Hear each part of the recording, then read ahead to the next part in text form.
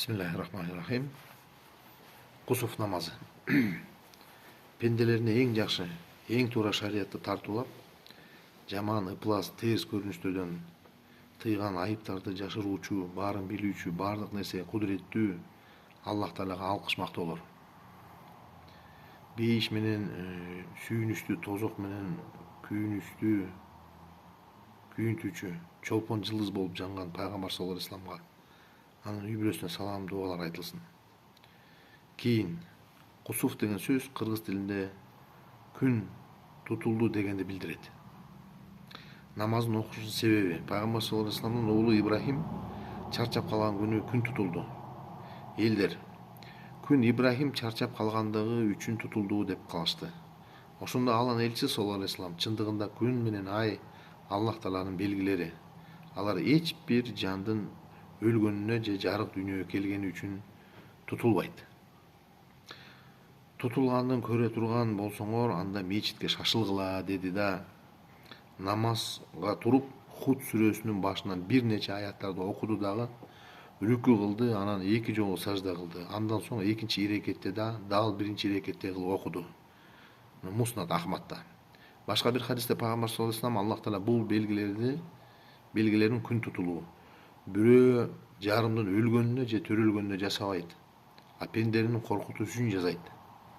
Эгер ошондой аламаттарды көрсөңөр, Алланы зикир кылууга, дуа, истихфарга шашылгыла деген.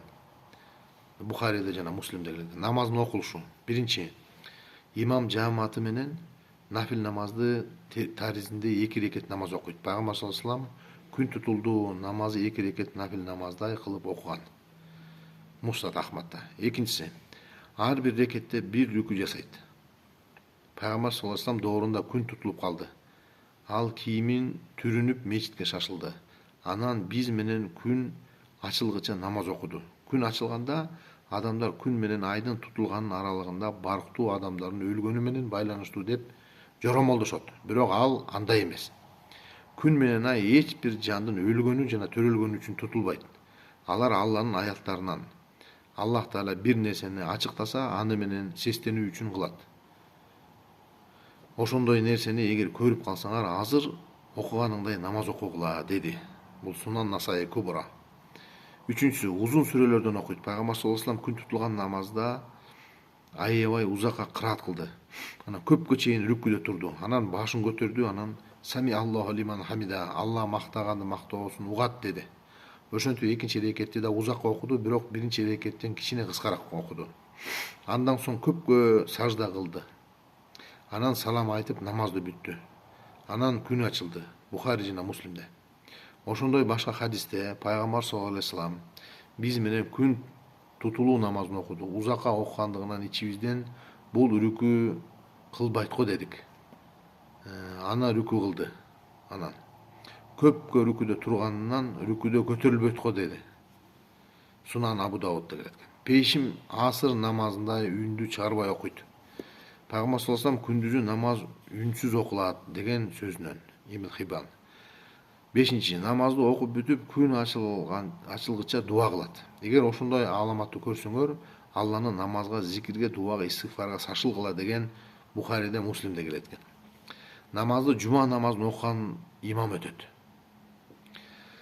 Бул намазга жамаат топтолот. Кудум жума намаз окшоп, андыктан жума окуган имам намаз өтөт. Эгер адамдар жыйналып кала турган болсо, жагдай күн тутулуп калса, ар ким ар башка окуйт. Анткени күн тутулуу намазынын эң негизги максаты Аллага кайрылуу, Аллага кайтуу. Ар бир адам жекече кайрыла берсе болот.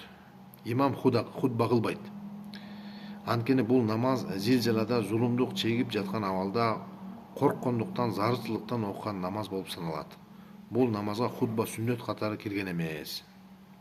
9-су, ал эми ай тутулганда жамаат менен намаз окулбайт.